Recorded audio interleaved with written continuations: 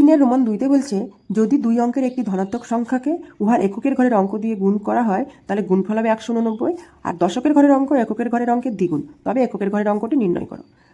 যেহেতু এখানে এককের ঘরের অঙ্ক নির্ণয় করতে হবে তাই এককের ঘরের অঙ্কটি x ধরবো, সেখান থেকে দশকের ঘরের অঙ্ক পাবো, আর যে সংখ্যাটা পাবো একক আর দশকের অঙ্ক দিয়ে তার সঙ্গে যদি এককের ঘরের অঙ্কটি গুণ করি তাহলে গুণফল পাবো 189। ধরি এককের ঘরের অঙ্ক x, তাহলে দশকের ঘরের অঙ্ক কত হবে? দশকের ঘরের অঙ্ক হবে 2x, তাহলে সংখ্যাটি কত হবে? অতএব সংখ্যাটি হবে 2x গুণ 10 প্লাস x, তাহলে এখান থেকে হবে কত? 20 আর 1-এ 21x। এই যে সংখ্যাটি পেলাম এর সঙ্গে যদি এককের ঘরের অঙ্কটি গুণ করি এটা সমান সমান পাবো 189। তাহলে শর্তানুসারে 21x গুণ x ইকুয়াল টু 189, বা 21x² ইকুয়াল টু 189, বা x² equal to 189/21 equal to, এটা কাটাকাটি করে পাবো 9, বা x² - 9 ইকুয়াল টু 0।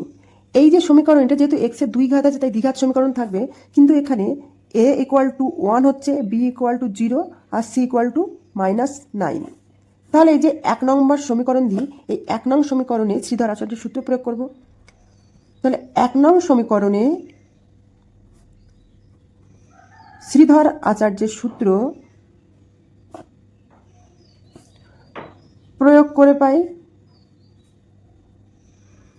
কি পাবো?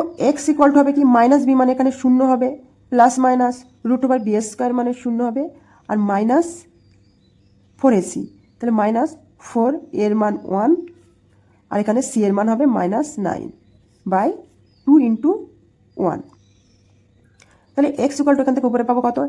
প্লাস √36/2, আর এটা কি প্লাস মাইনাস হবে, এখান থেকে পাচ্ছি কত? প্লাস মাইনাস এখানে 6/2, আবার যেহেতু এখানে সমান সমান +-3, তাহলে কি হয় x ইকুয়াল টু +3 হবে অথবা x ইকুয়াল টু -3 হবে। যেহেতু কোনো সংখ্যার এককের অঙ্ক বা যে কোনো অঙ্ক মাইনাস হয় না, তাই যে -3 এটা কাটা, আমরা ধরবো কত? +3টাই ধরবো। অতএব এককের ঘরের অঙ্কটি হলো 3।